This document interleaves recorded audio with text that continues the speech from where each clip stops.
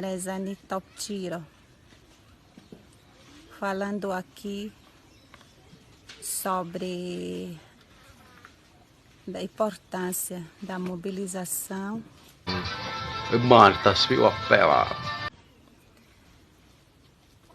Na verdade, eu não vou descansar de falar sobre isso.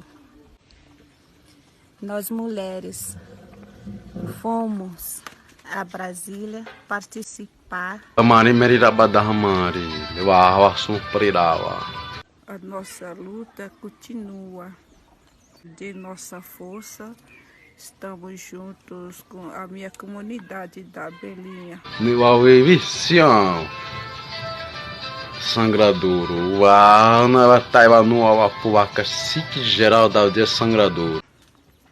Nós lutamos. Vai roirabá, vai tubar. Tô falando desse assim.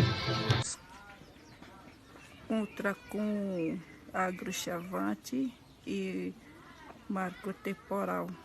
Quem é responsável desse é religioso.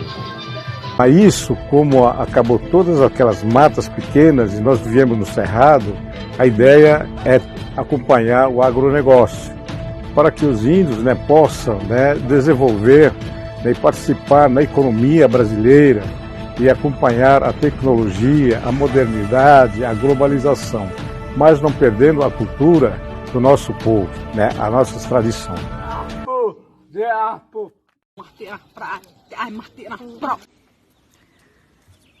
Então, a nossa luta vai continuar até o final.